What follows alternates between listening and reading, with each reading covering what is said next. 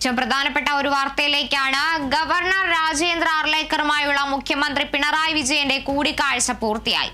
രാജ്ഭവനിൽ നടന്ന കൂടിക്കാഴ്ച 1 മണിക്കൂറോളം നീണ്ടു. വിവരങ്ങളുമായി ഡി ബിനോയ് ചേരുന്നുണ്ട്. ബിനോയ്, നിർണായക കൂടിക്കാഴ്ച അവസാനിച്ചിരിക്കുകയാണ്. രാജ്ഭവനിൽ നടന്ന കൂടിക്കാഴ്ച 1 മണിക്കൂറോളമാണ് നീണ്ടത്. ഈ ചർച്ചകളിൽ എന്തെല്ലാം വിഷയങ്ങളാകാം ഉന്നയിച്ചിട്ടുണ്ടാവുക? സർവകലാശാല വിഷയങ്ങൾ പ്രതിസന്ധിയിലടക്കം ഒരു പരിഹാരം ഈ ചർച്ചയിലൂടെ ഉണ്ടാകുമോ? വിവരങ്ങൾ. നിലവിൽ ഉന്നത വിദ്യാഭ്യാസ മേഖലയുമായി നിലനിൽക്കുന്ന പ്രശ്നങ്ങളും പ്രതിസന്ധികളും പരിഹരിക്കുക എന്ന ലക്ഷ്യത്തോടു കൂടി തന്നെയാണ് മുഖ്യമന്ത്രി ഗവർണറുമായി കൂടിക്കാഴ്ച നടത്തിയെന്ന് നമുക്ക് പറയാൻ കഴിയും. മാത്രവുമല്ല, നിയമസഭ പാസാക്കിയ 2 ബില്ലുകൾ ഗവർണറുടെ പരിഗണനയിൽ ഉണ്ട്. ഇത്തരം കാര്യങ്ങളെ കുറിച്ചായിരിക്കും ചർച്ചയ്ക്കുള്ള സാധ്യത. പ്രത്യേകിച്ചും കേരള സർവകലാശാലയിൽ കഴിഞ്ഞ 20 ദിവസമായി നടന്നു വന്ന പ്രതിഷേധങ്ങളും വൈസ് ചാൻസലർ വരാതിരുന്നതും ഒക്കെ തന്നെ അതിനോടനുബന്ധിച്ച് വിദ്യാർത്ഥികൾക്കുണ്ടായ ബുദ്ധിമുട്ടുകൾ തുടങ്ങിയ പ്രശ്നങ്ങളൊക്കെ ചർച്ചയായി. അത് മാത്രമല്ല, നിലവിലെ സാഹചര്യത്തിൽ സംസ്ഥാനത്തെ പല സർവകലാശാലകളിലും വൈസ് ചാൻസലർമാരില്ല. വൈസ് ചാൻസലറുടെ ചുമതല വഹിക്കുന്ന ആളുകൾ താൽക്കാലിക വൈസ് ചാൻസലർമാർ മാത്രമാണ് ഇപ്പോൾ ഉള്ളത്. ഈ പ്രശ്നം പരിഹരിക്കണമെങ്കിൽ ഗവർണറുമായി ഇടഞ്ഞു നിന്നാൽ കഴിയില്ല.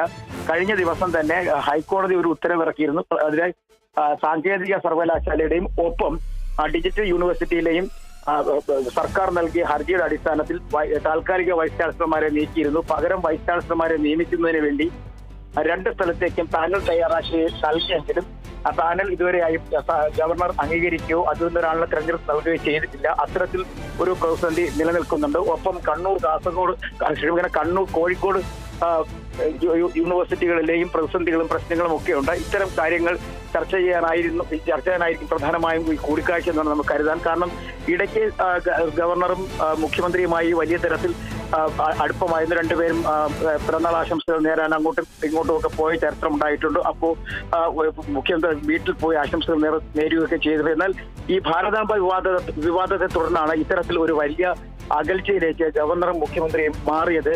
നിലവിൽ ആ വിഷയം ഇപ്പോഴും ചർച്ച ചെയ്യപ്പെടുന്നുണ്ടെങ്കിൽ തന്നെയും അതുമായി ബന്ധപ്പെട്ട് കാര്യമായ തരത്തിലൊരു പ്രതികരണങ്ങളോ അല്ലെങ്കിൽ പരസ്പരം പഴിച്ചാരലോ ഗവർണറും മുഖ്യമന്ത്രിയുമായും ഉണ്ടായിട്ടില്ല. അതിൽ പ്രതിപക്ഷം തന്നെ ഒരു കാര്യം പറഞ്ഞിരുന്നു.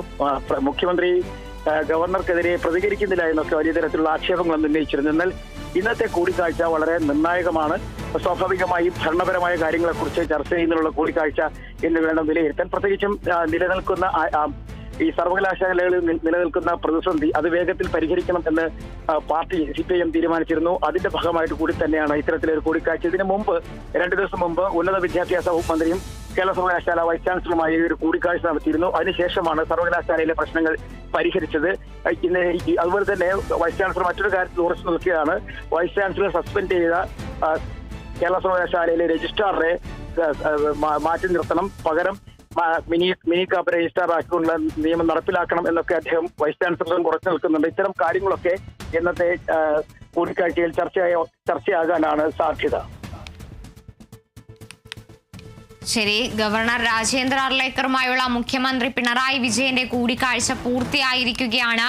രാജ്ഭവനിൽ നടന്ന കൂടിക്കാഴ്ച 1 മണിക്കൂറോളമാണ് നീണ്ടത്. സർവകലാശാല പ്രതിസന്ധി അടക്കമുള്ള കാര്യങ്ങളിൽ ചർച്ച നടന്നിട്ടുണ്ടെന്നാണ് സൂചന.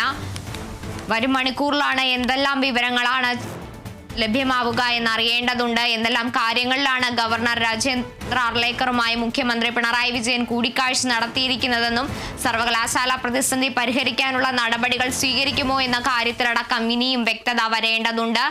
ഡി ബിനോയാണ് വിവരങ്ങൾ നൽകുന്നത്.